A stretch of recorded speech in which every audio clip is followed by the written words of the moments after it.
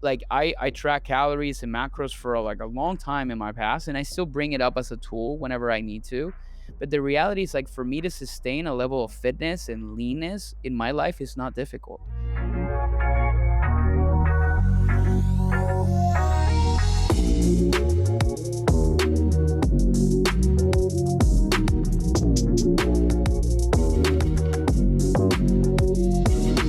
Let's impact some men today. I think we're gonna do a great job. What's going on, guys? Welcome back to another episode of the Modern Man Podcast, where we are here to connect men in pursuit of their potential. I encourage you to join us as we embrace discomfort, cultivate community, and put wind in each other's sails. Now, before we jump into the episode, I first want to ask you to hit that like button, hit that subscribe button, and share this podcast with someone else that you know can get value from it.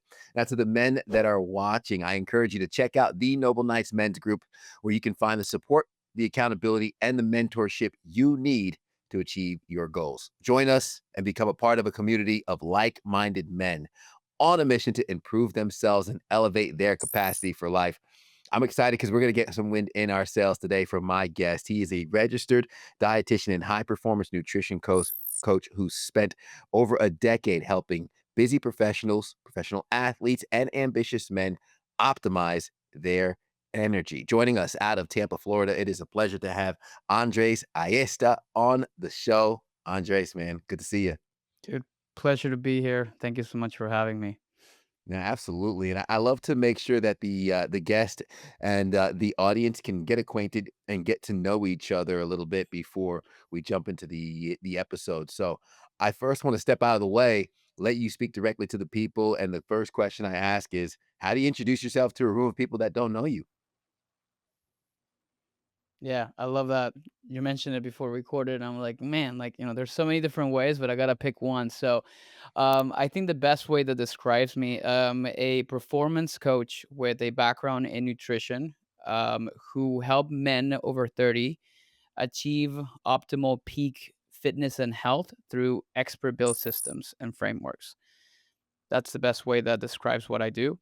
And I have, again, like you said, over a decade of experience, trained registered dietitian, and I feel like, as a dad, husband, man, I have developed a unique set of skills around how to build, as I think the best way to describe it, the modern man, in all different facets of our lives. And I'm happy to kind of dive into any areas that we basically go into today in our conversation. Yeah, no, I love it. And when you said, you have a unique set of skills, I wish I knew I was gonna have the Liam Neeson of dietitian on the show right now. Because wherever that weight went, I will find you. No, I'm playing. How did this work find you? Because I find with some amazing ventures typically starts with personal struggle, or sometimes just personal exposure to something, right? We identify a problem in the world. You seem as someone who's a very proactive kind of person. Yep. And when we see a problem and we feel equipped to solve it, that's usually where we take up the mantle, we pick up the sword, and we fight that battle. What was it for you that had you go down this path, from registered dietitian, high performance coaching, and then bringing all that together into what you do today? Yeah. So, the long story short is, first of I'm an immigrant. I migrated to the United States in 2009 from Venezuela, which is where I'm originally from. And back then, I wanted to be a doctor. That was my lifelong dream. Dude, like, you can see pictures of me when I was like 8 years old wearing a stethoscope and like all the gear from being a doctor. And I grew up trying to be a student, uh, deep into the books, really wanting to have the academics to be able to do that. And everybody that knew me then, like, oh yeah, this guy's gonna be a doctor. Like, everybody knew that. And then I took a test to get into med school, and I didn't get in. My world came crashing down. Like, what I thought I wanted to be my whole life, it was kind of not happening. So took a year to come to the United States. I did an exchange student here, and I went back, and I still couldn't get into the school, and I started questioning really what I wanted to do. And I still remember a really my first ever therapy session that I've ever had. It was about trying to figure out my way of what I wanted to do. And one thing that really stuck with me then is like they asked me, "Why do you want to be a doctor?" It's like, "Well, I want to help treat disease." And it's like, "Well, why don't you want to focus on preventing it instead?" And then that's when nutrition came into the equation, and everything started to fall into place because first I wanted to work with athletes. So I wanted to be an orthopedic surgeon working with like pro athletes and stuff. And I realized that well, nutrition is one thing that they also need. So back in Venezuela, I realized that there's this entire world of something called sports nutrition and performance nutrition. And I'm like, bingo, that's it. So I started nutrition also with the still the idea that maybe at some point I was going to transfer over to medical school. And I never did. I never looked back. I stayed my course in nutrition, got scholarships to come to the United States on my own without telling my parents until like almost like a month before I left. Um, and I packed a suitcase, man, and in 2009, I started school in Indiana, out of all places. Hmm. And honestly, that kinda led to another thing. And then that evolved, right? So eventually, I fulfilled my dream to work with pro athletes. That's really ultimately what I wanted to do. I work with NFL athletes. I work with NFL combine players, prospects to the NFL, NHL, Major League Baseball, and I did it honestly. And I had such an incredible experience doing that. But at some point, I realized that I was working for somebody else, and I wanted to Yep. also fulfill. And the second dream was obviously having my own business. So that's what started Planet Nutrition, which is what we do now. And I've been doing that ever since. And I think the last part of it that I'll share that as part of that evolution of me is the fact that I will struggle with my own health and my own mental health specifically. Mhm. And I since 2016 I started to share about or I started to really dive deeper into my own personal struggles and my own past traumas and stuff like that. I talk openly about therapy and seeking help and really talking about our problems. And I feel like if you now package all of that experience from immigrant to my background as a dietitian to my own personal struggles in my mental health and also like me being like super into fitness, I think that makes who I am today, which is just a combination of struggle, academics, and professional background, and then the experience that I've had working with not only with myself and my own journey, but at the same Mhm. time with hundreds of people who I've supported through the process as well. Yeah, man. Andres, you are an impressive man. I love that, dog, Thank you. because a lot of people say they have a dream, they have something they go for, and then the first time they're rejected from it, they say, "Okay, I'm done," and they walk away, which means they didn't really want it. But you looked at the goal and you stuck to the goal, but the plan changed.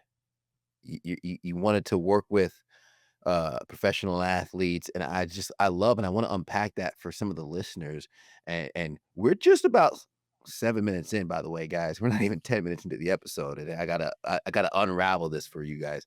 It's the fact of the matter is when the dream of being a doctor, uh, was I wouldn't even say it was taken away from you, it was just an obstacle was presented, and you dissected what is it you really want, and you wanted to treat people with disease, so why not prevent it?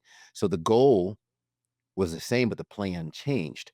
When it comes to the preventing disease aspect, and I want to enlighten some of the listeners how our food and our nutrition could, in fact, be making us sick. Because whether it is the listener who is a professional athlete, which first off, leave me a comment and a rating, bro. Reach out if you're a professional athlete. Let's have you on. But if you're a high performing man listening, we have a lot of business owners, entrepreneurs, C-suite executives, and managers. If they're one of these guys who wants to operate at their best selves, they want to increase their output, increase their performance. How is food likely causing their discomfort and their disease? Wow, such a that's a very strong one, and I love that you're actually asking that because it's the foundation of it all. And it's crazy because when I'm coaching clients on performance, I'm coaching them so many different aspects of their lives, but it's all rooted in how they're fueling themselves. Because one thing about life is the fact that food is always going to be a part of it. right? Mhm. It's an integral part of our well-being. And we are, in a way, what we're eating. So I have learned that, you can, and it's funny, there's like this concept I taught athletes that one mentor taught me at some point, which is nutrition can make a good athlete great, but also nutrition can make a great athlete good or average. And Wow. what that means is that, and then this applies to anybody, because the thing about my experience working with pro athletes is, professional athletes prepare for, showing up on the arena and performing at their best. We do that every day. Our arena is just it looks a little different. Our arena looks like the room right next to me where my son is sleeping, and I need to go in there and try to be the best dad that I can be for him. My arena is like the computer that I have in front of me so I can go and coach my clients in the best way I can. I call that life performance. So we don't really look to perform the best in a sport, we're just looking to perform our best in our lives. So nutrition can make us as athletes of life good, from going from good to great, but also nutrition can make us go from great to good. And you only Mm, need to look at the way that what we are talking about earlier, right? Like the way that you're taking like your current supplement plan right now to optimize, because you want to make sure you're filling all the gaps that you need to be filling. Because when you don't, then there's certain things that you're lacking.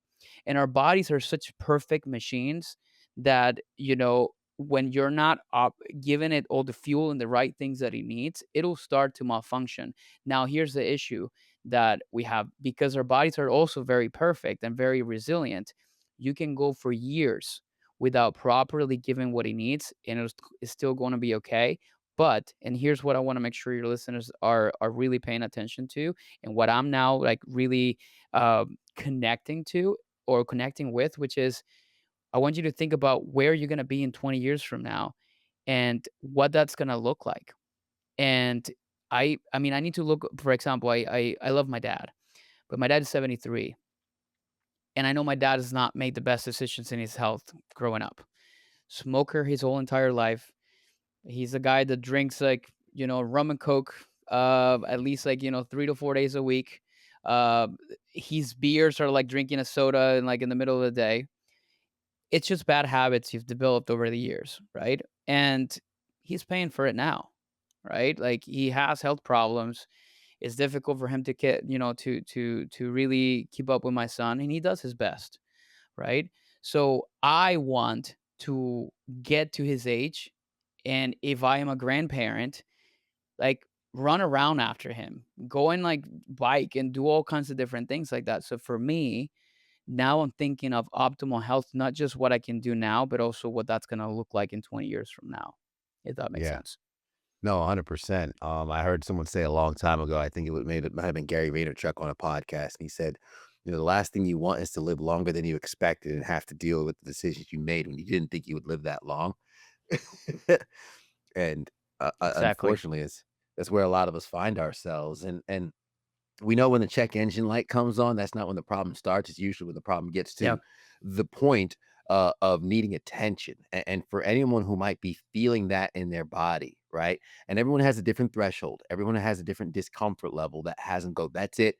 I need to change. Maybe it's slow to get out of bed. Maybe it's not being able to keep up with their kid. I have a 13-month at home. I could pick her up. I could when she squats, I could squat with her, the same form, wide legs and feet turned out. I love baby squats, by the way. It's so perfect. They're perfect. It's Yeah, crazy. Like it's these great. kids are like born with like perfect form. It's like, man, I gotta squat like that at the gym, taking advice from my daughter. Um, but for anybody who might get to the point where they start getting the knee pain, or maybe they find themselves getting out of breath with the smallest amount of strenuous activity, and they start feeling like, okay, my habits are starting to catch up with me. This is to the 35-year-olds who were studs in college athletes, and that metabolism slowing down, and they're starting to show the food that they're eating. Is it ever too late to turn it around? And if not, what would be the first steps that person takes to take control? Yeah, that's a great question. So we first no, it's not. It's never too late. It's funny because I work to I have a I always like to talk about Mike is one of my rockstar clients, and he started working with us last year, and he's 50. And I think at that point, like, people a lot of times, like, this is, by the way, like, people, like, what I've noticed is, like, 45 plus, that's when, like, they start to realize, like, I need to take care of myself. So this is, like, for the people that are in the 35-year-old, like, okay, like, try to think of yourself then, don't wait too long. But also, it's never too late. So where do people start? That's what the problem is right now, because we live in an amazing time, but also a very difficult time. And why do I say this? Because we don't have a lack of information. We have too much of it.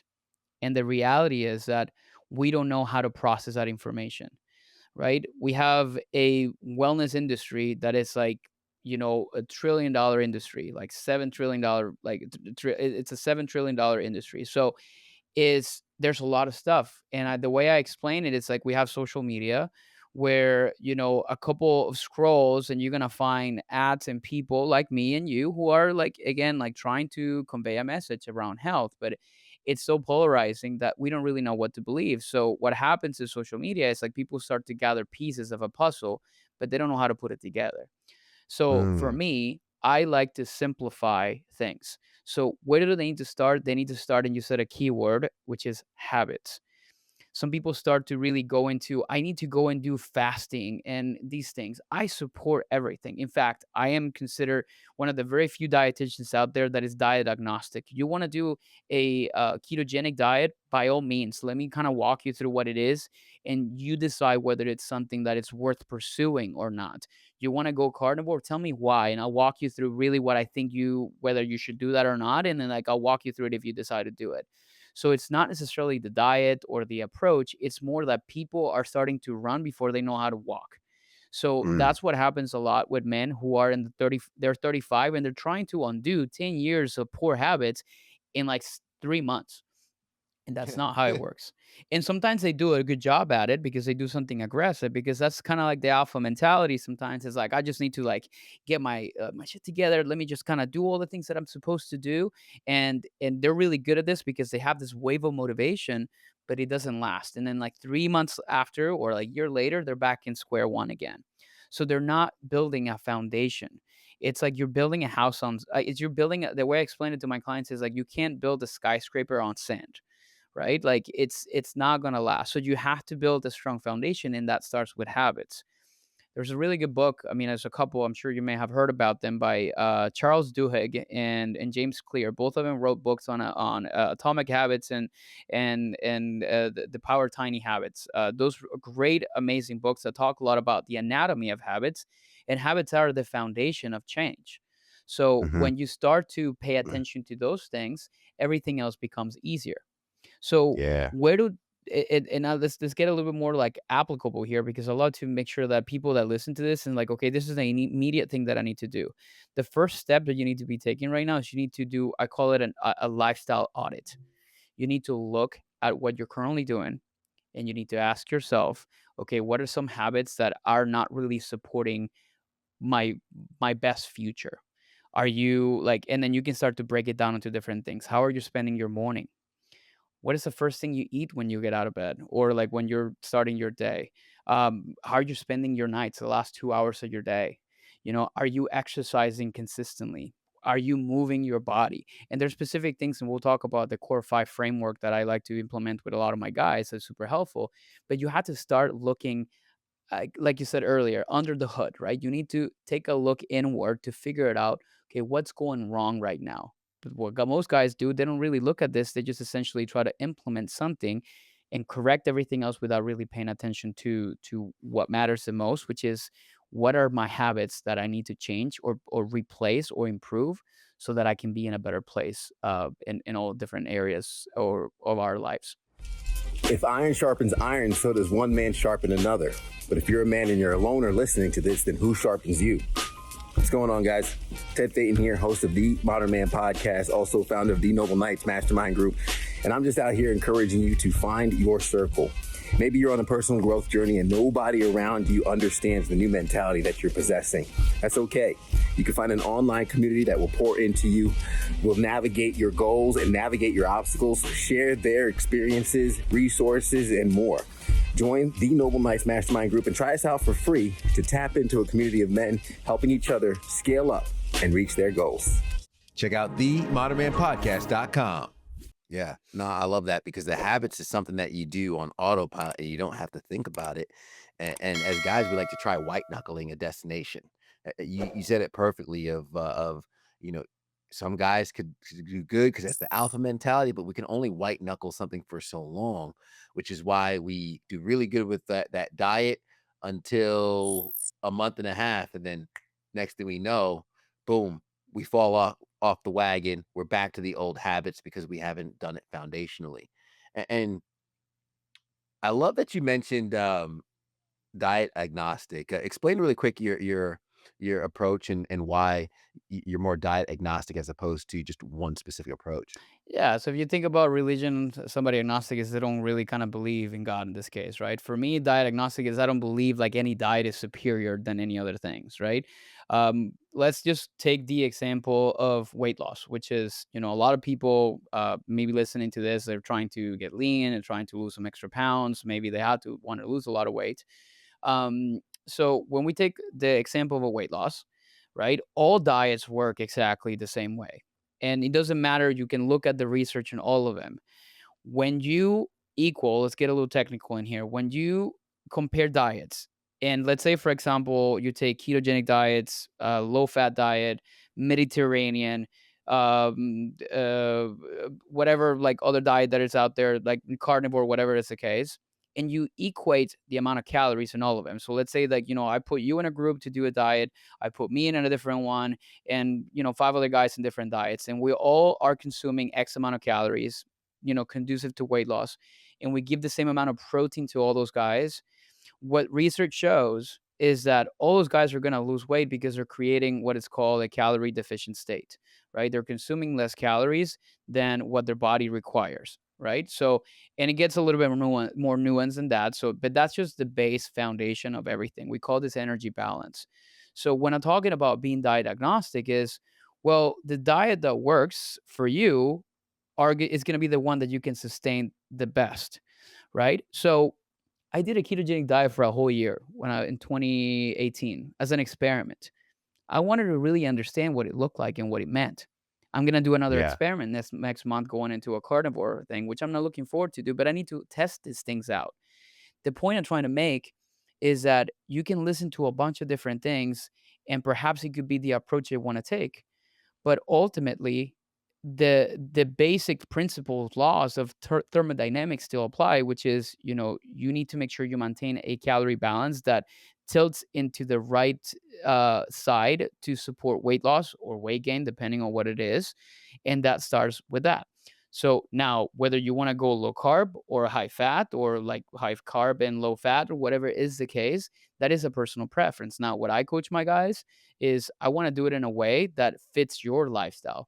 If you're a guy, let's say a business owner, and you have a very social busy lifestyle on the weekends, and your wife wants to kind of go on vacation at least every 3 months, and it's really difficult for you to follow a carnivore lifestyle, then why do it in the first place, right?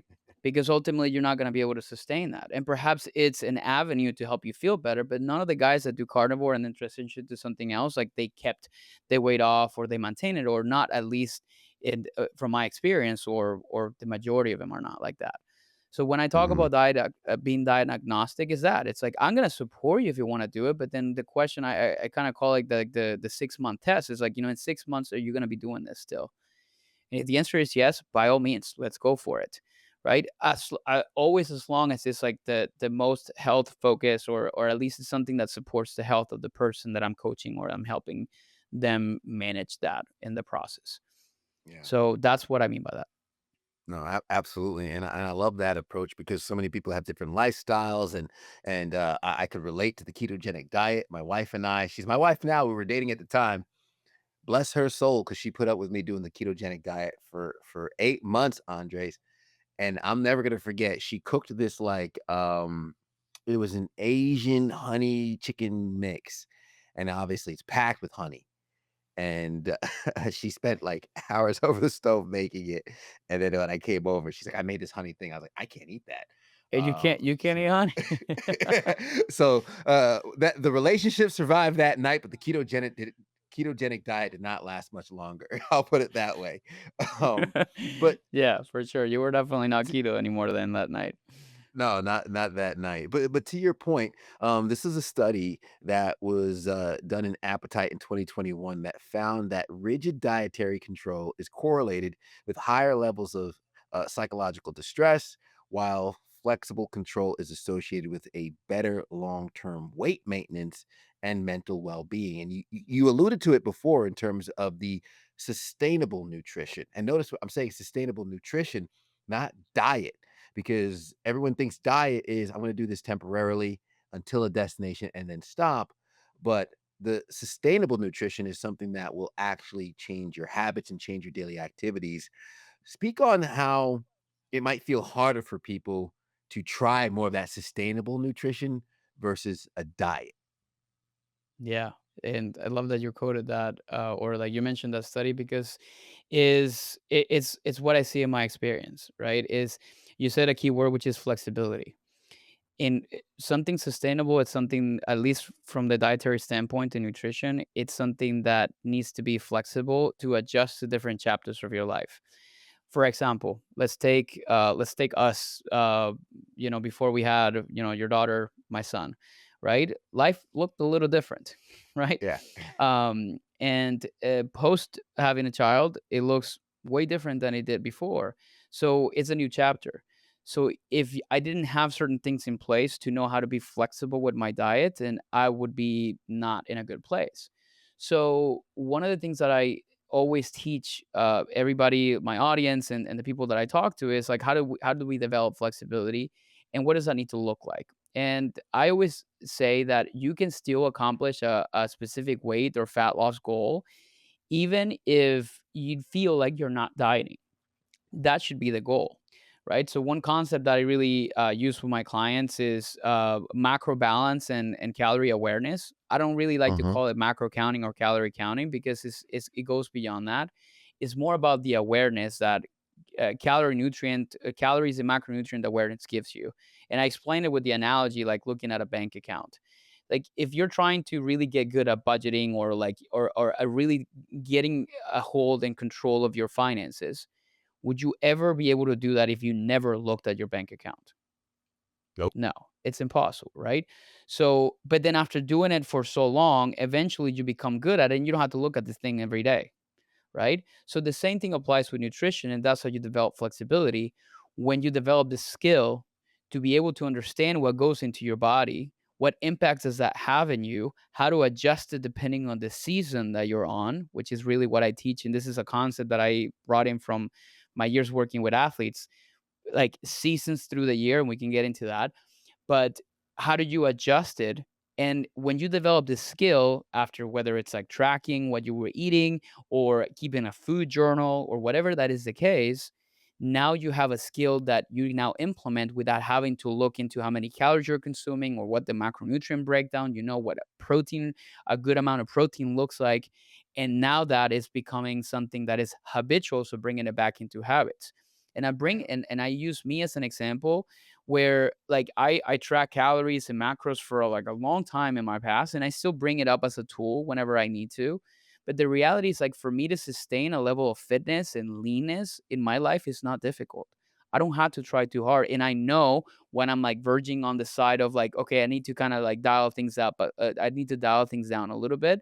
Or when I'm like being too restrictive, and I'm like, okay, like I'm pushing myself too hard, my energy is not great. So I have like this fail-safe mechanisms in place because of the years of experience I've had doing all this. And anybody listening to this can do the same thing. You don't have to be a dietitian to have this level of knowledge or skill to be able to do that. And that is what flexibility is. And I feel like that is the best way to be able to sustain something for years. I tell my clients, like, I could care less about the 20 pounds you want to lose. I care more about talking to you in 5 years. And you're telling me, like, man, like I kept it off. and it hasn't been difficult for me to do it, and I didn't have to recur to any type of extremes. And if you did any extremes, it's because you were just really, interested in Mhm. learning about it. That is the Yeah. way I do things. Yeah. No, I love that. And I feel as though I might have mistakenly adopted that without even knowing it. I have ulcerative colitis. I was diagnosed over 10 years ago. It Oh, was wow. going on maybe 14 years ago now. But one of my biggest flare ups put me in the hospital. And I remember having to work from today, we're going to keep liquids down. Um, TMI, just like I couldn't keep anything down. It was coming out on both ends. But then I remember the nurse writing down, "Today we're gonna keep liquids down. Today we're gonna get soft foods down." Now, when I kept liquids down, we were getting soft foods down until working my way to hard foods again. But that was my first introduction to what a food diary was, or a food journal, and understanding, okay, broccoli makes you gassy. Chicken wings, you're gonna pay for the chicken wings, but they're good as hell. Uh, and all those things. Keeping an eye on that, and then with the fitness throughout the years, now same. I have the app on my phone. I'll go through maybe a few weeks. I'm like, let me track what I do, and I also have a meal prep service that has the macros laid out. But for the most part, like you mentioned, I'm going to tell on myself, and I'd love for you to give me an accurate assessment because I do work in that ebbs and flow. I kind of go on feeling. There's days I go on a stretch. I have a wedding this weekend I'm going to. I'll be indulging. I'll have some food. I'll have drinks, some beers. My parents were here this past weekend. We celebrated Easter, had a couple beers and whatnot. So I have my fun and I indulge. But throughout the year, I like to maintain 15% or less body fat. And when I get to that 14 or so percent, I'm flying a little too close to the sun. That's where I'm like, okay, let me bring this back. And I only check my weight every couple weeks or something just to keep a track, not to focus on a number. But that's how I've landed with my fitness journey, staying consistent. I do Muay Thai to keep the body flowing, but really working in the kitchen, try and limit our eating out. We don't eat fast food unless we're on a road trip. That's like our one thing. If we're on a road trip, is the only time we have McDonald's. But that's been my approach, and that's kind of how I've settled things. How does that sound to you in terms of flexibility, sustainable nutrition, just so a Yeah. template people at home can maybe work off of and adjust themselves? Are you sure we didn't work together in the past? We um, might have. no, man. Honestly, that's on point, and it's exactly what I teach. And when I was talking earlier about seasons through the year, Yeah. that's what I mean by this. You can go through seasons in which you can be dialed in, and you can say like, I need to really focus on this is my main thing, and I want to really put that as a top priority, and I'm committed to doing this. Great. So then this is, and I usually break the year in, like, just like a business owner does, in quarters. And there's like 12 weeks at a time. And I do an assessment at every quarter, like what is the main focus for me this quarter? Is it, and we'll talk about a 5F assessment that I really like to do with my clients. But the point is, when it comes down to nutrition, is just like you said, is, you have some fail safe mechanisms in place, which is for you either your body fat or your weight. And I call it, for my clients, I call it a no freak out zone, right? So it's this buffer of that you try to, when you're really maintaining and you're really focusing on really staying there, it's like you have a no freak out zone that it could be a body fat percentage thing for you. So for you, it could be like, 15 to 13%. So if it stay within that, it's like you're Gucci, everything is great. You don't have to worry too much about it. Whatever I do on a daily basis, by default, I call this your baseline. It's all you need to do. And then you have what we call like your outlier numbers, which are going to be when you're really edging on the side of both. Let's say, for example, let's take weight. Like I weigh 180 pounds, I'm 5'8".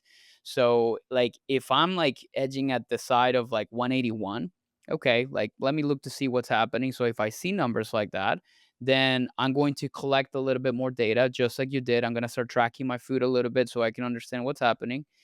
And we determine whether it was an outlier or not, and then like we bring it back as like, okay, like it was normal, it was just basically one day that was off, I'm still within my zone.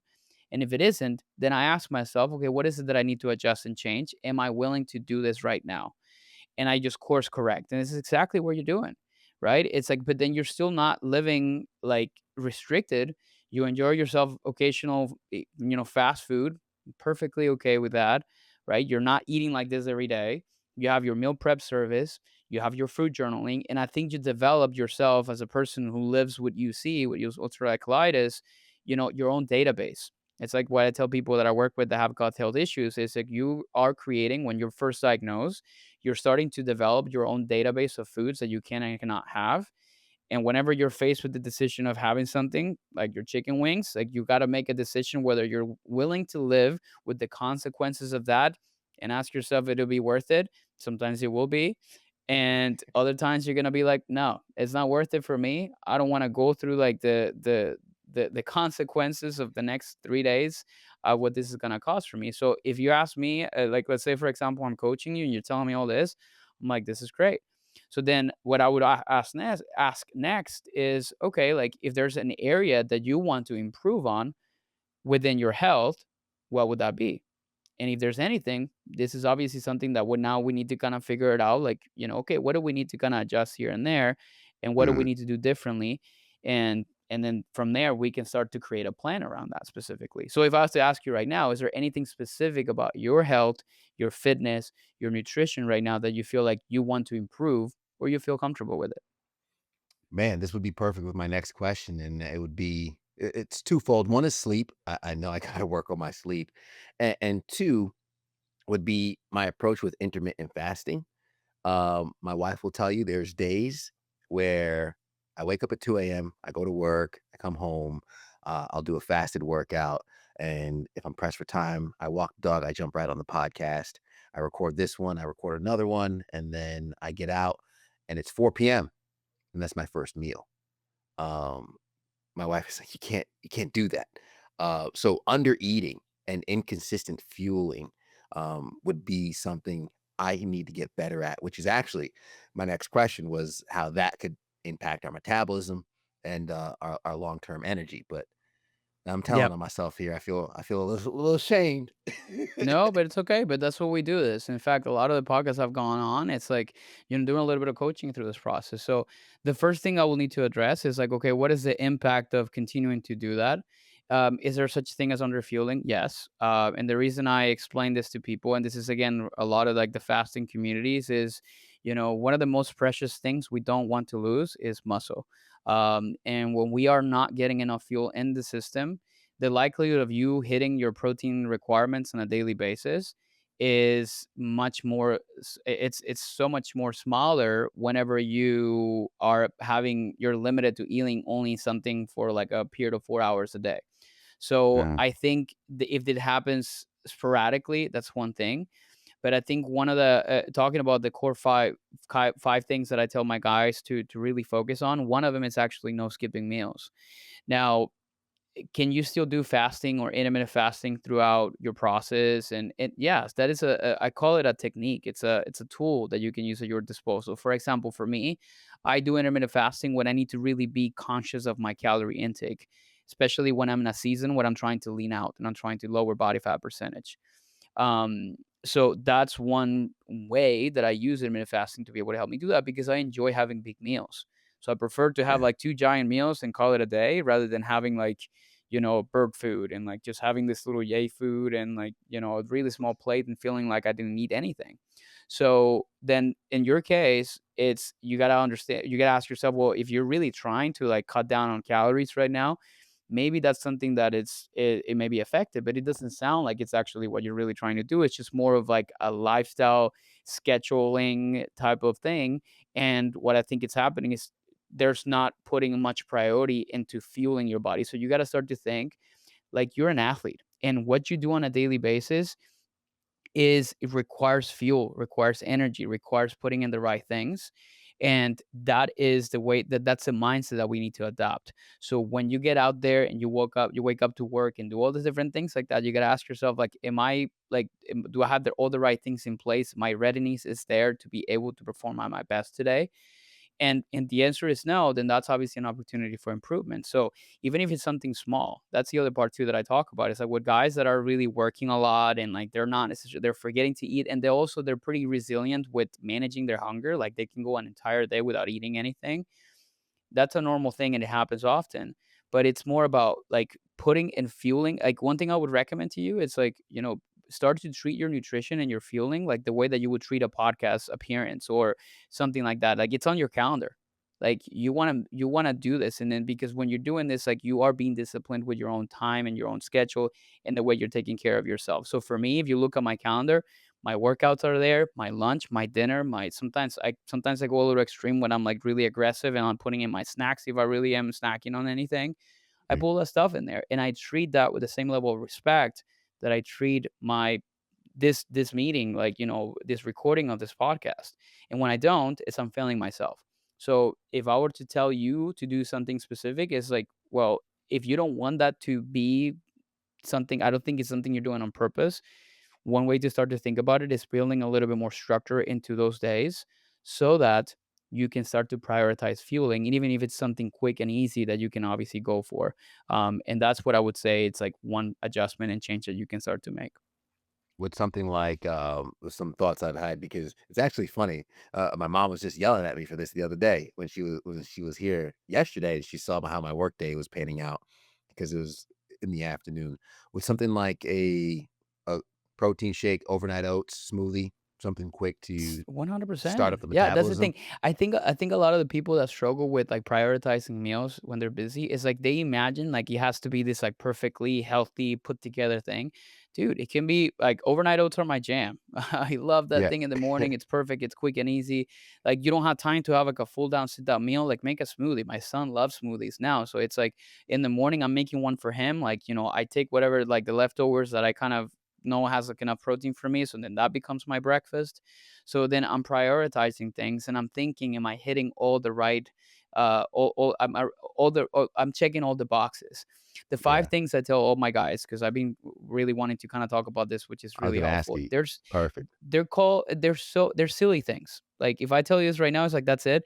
Yeah, because they're nothing special. But I feel like if we kind of put them into a framework, into like this five things that I'll call it the power five, the core five, whatever you want to call them, they're easy for you to remember, which is one, you got to put emphasis on your protein intake and prioritize it with every meal and every opportunity you're eating. What does that mean? You're sitting down to have breakfast.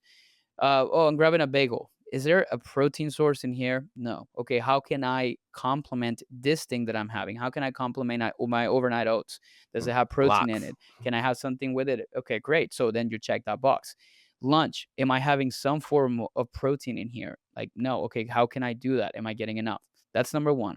The second thing, it's something so underrated yet so easy to figure it out, is drink enough water.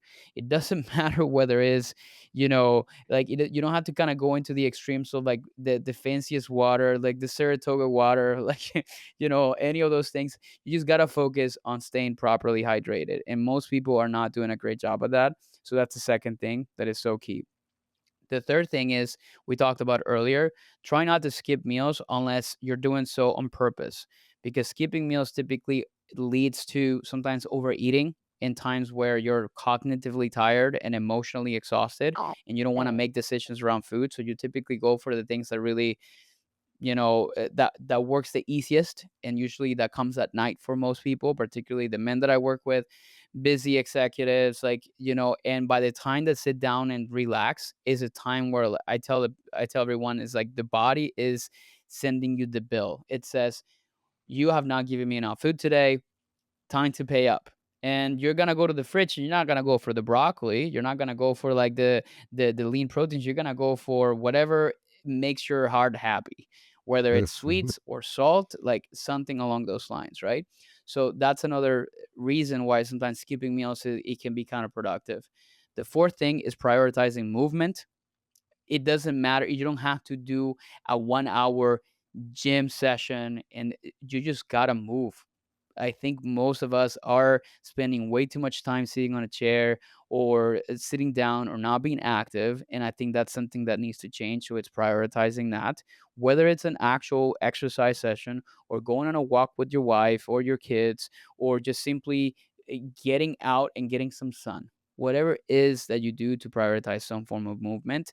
And the last thing is prioritizing fiber. It doesn't matter what kind of diet Mhm. you do. Fiber is going to be so important for gut health, is going to be so important for satiety and appetite control, whether it's coming from vegetables or fruit or whatever is the case. That's going to be so key to helping also balance your blood sugar levels and ultimately improve and maintain good metabolic health, which are going to be Mm, key parts of it. So when I look back at my experience, and I was like thinking, okay, what are like key components that people really need to remember? That's it. It's not difficult. And then this is the kind of things that I also teach my guys or like the people that I've worked with. Whenever you're not necessarily tracking calories or macros, these are like the five basic things that if you keep in front of mind every day, you're going to be fine. And I you're love going it. to kind of lead a healthier lifestyle. It's the simplicity of it that makes it approachable. And us as men, you give us the playbook as simple as it is. Simple is not always easy, but at least we know the steps that we can take and we can stick to it. Exactly. Oh man, Andres, this has been amazing. And as we only have a couple minutes left, I just have a couple more questions. And one is, you mentioned a couple times being a new father. I'm a new father as well. And as we cycle through the information out there when it comes to health, and we look to be our best selves, you mentioned the arena that we're in, the arena that we're in our home, not just for our kids, but for our spouses, our wives. What does nutritional leadership look like? How can we embody that for our families? And I guess paint the promised land for us. What does it look like for a man who has adopted these five focuses, these five questions in their health and their habits? It's all dialed in. They have the energy for their kids. What does that nutritional leadership look like when you get to the promised land? I think looking at my son is I am really trying to live in a way that I'm never going to ask my son to do something that I wouldn't do myself. So I want him to model his health based on mine. So I can't ask him to eat his vegetables if I'm not eating them myself. I can ask him to exercise and be good at sports or athletes if I'm not doing those things myself. So I want him to observe and watch me and see me take care of myself. And I'm already seeing that. And you're gonna see this with your daughter, man. Like when your kid sees you like, squatting or doing exercise or doing active stuff, he wants to do the same thing. Your kids model your behavior. So you have to be the example. And that's why I take care so much of my health the way that I do, not only so I can be a better father, a better husband, a better man, but also because I know he's watching. And everything that I do, I know he models. And that's the way that I want to live my life and the way that I embodied health and ultimate wellness. And that's what I feel like that's what I feel like he means to me to be a good leader and a good again father and figure for him as well. Amen to that. And I know I got to be careful because I could already see my daughter. She runs to my dumbbells to try picking them up, and she picked up my wife's 2 pound dumbbell the other day, and I'm like, "Whoa, okay, Yeah, they model everything. yeah." But it's So good behaviors, right? But it's one of those things that it's nice to see, man, because you know that they're paying attention and I think that's important. So we gotta be what is it the saying? It's like, be the change that you want to see in the world. Like yeah, this is exactly what I think it means for our kids as well. I love that. And for anybody looking to make the change themselves, perhaps they want to work with you, find out more about Planos Nutrition and the work that you could provide. What are some of the best ways people can reach out, connect with you, and get some of the work that you share? Yeah, for sure. So there's a couple places. I think like the easiest and most direct is my Instagram account. It's at Andres Ayesta. And you could also check out our YouTube channel. So we have some of our best content is really put out there. Andres Ayesta, you can literally search me on YouTube, and that's going to be the best way to find me. And for listeners who are interested in learning more about my work, we put together a really great webinar on metabolic health for men. That I think it's going to be super impactful. It's free to access, and I think it's going to really give men sort of a good understanding of what their biggest issues are, the discoveries I've made over after working with hundreds of them, and like the key steps that they need to be taking. And I'll provide the link to you guys for them to sign up if they want to kind of check that out as well. Those are the easiest way to kind of connect with me and learn about my work, and also just to if there's anything that they need, like I'm super open to help and support. I love that. And I'm making a note to make sure to include the link in the show notes below for folks to contact you, reach out and get access to that webinar because I know that'd be hugely helpful and impactful for our listeners. Last question, Andres, before I let you go. It's usually the heaviest, which is why I save it for last. And it's something, if it's something we covered, that's okay as well. But what is something that you've seen or something that's happened to you that shapes the way you view the world as a man? I don't think I've ever said this openly in a podcast. It's my battle with depression. Um, I think it's learning and understanding that we men have our own struggles, and staying quiet and not talking openly about them and being vulnerable enough to share them, I think is the biggest mistakes that keep us struggling internally. So for me, it was opening up about it and sharing that I have my set of struggles and my traumas and the things that I have really battled through the few years. I continue to do so, and I think that the more that I open about it, I know more men can benefit from this message because you don't have to struggle alone. Yeah, amen, brother. And I appreciate you sharing that because I've learned, our problems are not our own, and we keep it bottled up because we feel as though we're the only ones going through it. And just sharing it doesn't always solve the problem, but it builds community, right? Someone else who says, I've been through that too, or even here is someone who's been through the storm and they made it out on the other side. They're going through the same pain or a similar situation, and they're okay. It is just sometimes that life raft that you needed just to know that you can make it. Man, thank you so much Yeah. for being on the podcast. Registered dietitian and high performance nutrition coach who spent over a decade helping busy professionals, especially ambitious men, optimize their energy, metabolism, and body composition without restricting diets or burnout. Andres Ayesta, it's been a pleasure having you on the show, brother. Thank you. Thank you so much for having me, Ted.